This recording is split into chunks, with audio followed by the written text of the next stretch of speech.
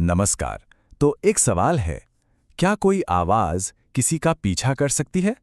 मतलब एक ऐसी आवाज जो खाली कमरों में गूंजे या कानों में तब भी फुसफुसाए जब आसपास कोई ना हो? आज हम एक बहुत ही मशहूर हिंदी हॉरर कहानी गांव में हुई आहट के डर की एक-एक परत को खोलेंगे। चलिए देखते हैं कि ये कहानी आखिर खौफ का ऐसा जाल बुनती कैसे है जिससे निकलना नामुमकिन सा लगता है। पूरी कहानी का जो सेंटर पॉइंट है ना, वो यही सवाल है। क्या कोई आवाज हमेशा के लिए किसी के साथ रह सकती है? ये कहानी एक आहट के बारे में है, मतलब कदमों की आवाज, जो अगर एक बार सुनाई दे जाए तो फिर कभी पीछा नहीं छोड़ती। चलिए सोचिए एक ऐसे गांव के बारे में जिसे मानो वक्त ने भुला दिया हो। नाम है भैरवपुर। यहीं से हमारी कहानी की शुरुआत होती है, उस बदनाम और शापित हवेली की काली छाया के नीचे जो सदियों से वीरान खड़ी है। तो इस कहानी की सेटिंग शुरू होती है रीना के साथ। अब रीना जो है वो भूल प्रेत में बिल्कुल यकीन नहीं करती और दोस्तों के मजाक में लगी एक शर्त को मान लेती है कि वो उस डरावनी हवेली में अकेले जाएगी। और बस उसी हवेली की खामोशी में उसका सामना पहली बार होता है एक हिलती हुई परछाई से और उन अनदेखे कदमों की आहट से। लेकिन असली खौफ की बात तो ये है कि ये डर हवेली की दीवारों में कैद नहीं रहता। नहीं, ये एक बीमारी की तरह पूरे गांव में फैलना शुरू हो जाता है और देखते ही देखते एक एक करके पूरा गांव इसकी चपेट में आ जाता है। और देखिए, ये आहट ना हर किसी पर अलग तरह से असर करती है। जहां रीना को सिर्फ परछाई और आहट का एहसास हुआ, वहीं गांव का नाई रघु वो एक सफेद साया देखकर अपना दिमागी संतुलन ही खो बैठता है। स्कूल मास्टर अनिरुद्ध, जो इन सब बातों को अंधविश्वास कहते थे, वो खुद डरावनी फुसफुसाहट सुनकर कांप उठते हैं। और बस ड्राइवर अमर, अरे उसने तो बस में भूत देखने के बाद रात की नौकरी ही छोड़ दी। और इन सब चीजों से भी ज्यादा डरावना वो फुसफुसाहट है जो कई लोगों को सुनाई देती है तो बच नहीं पाएगा। ये सिर्फ एक डरावनी आवाज नहीं है, ये उस अनदेखी ताकत की सीधी धमकी है। वो साफ साफ बता रही है कि उसका इरादा क्या है। अब यहाँ कहानी में एक नया ट्विस्ट आता है, डीसीपी अरविंद की एंट्री के साथ। वो एक सुलझे हुए पुलिस अफसर हैं जो इन किस्सों को अंधविश्वास मानकर खारिज कर देते हैं। लेकिन जब हवेली के अंदर कोई अनदेखा हाथ उनके कंधे को छूता है तो उनका सारा लॉजिक और विश्वास डगमगा जाता है। तो अब तक डर अपने पीक पे पहुंच चुका है और गांव के कुछ लोगों को समझ आ जाता है कि भाई भागने से काम नहीं चलेगा, उन्हें इस आतंक का सामना करना ही होगा। और वो फैसला करते हैं सीधे हवेली के अंदर छिपे राज को उजागर करने का। तो इस खतरनाक मिशन के लिए एक टीम बनाई जाती है।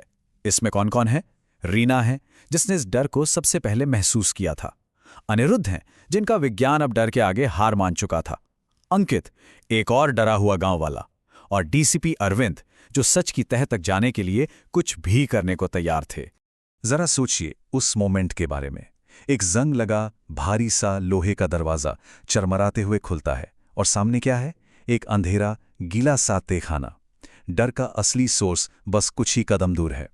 और उस तहखाने की दीवार पर उन्हें खून से लिखा हुआ एक मैसेज मिलता है। ये उस आत्मा की सीधी सीधी चेतावनी है जो कहती है कि ये आहट एक श्राप है और इसे सुनने वाले का अंत पक्का है। और तभी अचानक उनके सामने एक धुंधला सा साया बनता है और सदियों पुराना राज खुलता है। ये ललिता की आत्मा है, हवेली की मालकिन, जिसे 100 साल पहले उसके पति ने इसी तहखाने में जिंदा दफना दिया था। उसकी अनसुनी चीखें और कदमों की आहक ही ये भयानक श्राप बन गई थीं। तो अब जब सबको सच पता चल गया है, सवाल ये है कि क्या इस श्राप को, इस कर्ज को तोड़ा जा सकता है? कहानी अब एक ऐसी उम्मीद की तरफ बढ़ती है जहां सब मिलकर इस आतंक को हमेशा के लिए मिटाने की कोशिश करते हैं। अरविंद एक प्लान बनाते हैं। उनका आइडिया है कि अगर हवेली को ही जला दिया जाए तो शायद ललिता के अवशेष नष्ट हो जाएंगे और उसकी आत्मा को मुक्ति मिल जाएगी। वो पूरी हवेली को आग के हवाले कर देते हैं और अगले दिन पूरा गांव मिलके शांति के लिए प्रार्थना करता है। और एक पल के लिए तो लगता है कि हाँ, प्लान काम कर गया। सालों में पहली बार भैरवपुर में एक खामोश, सुकून भरी रात गुजरती है। आहटें बंद हो जाती हैं और गांव वाले राहत की सांस लेते हैं। लेकिन क्या सच में डर इतनी आसानी से चला जाता है? कहानी का आखिरी और सबसे परेशान करने वाला हिस्सा अब सामने आता है, जो श्राप की असली सच्चाई को बताता है। वो जो शांति थी ना, बस कुछ दिनों की थी। ये झूठा सुकून कहानी के सबसे बड़े झटके की तैयारी था। कहानी के बिल्कुल एंड में रीना अपने कमरे में अकेली है। उसे लग रहा सब ठीक हो गया है, और तभी उसे कमरे के कोने से धीरे धीरे कदमों की वही जानी पहचानी आहट सुनाई देती है। हवेली जल चुकी है, पर आहट अब भी जिंदा है। और यहीं इस कहानी का असली खौफ छुपा है। देखिए, हवेली का राज तो सुलझ गया, ये पता चल गया कि ये सब क्यों हो रहा था, मिस्ट्री खत्म, लेकिन जो श्राप है वो जिंदा है।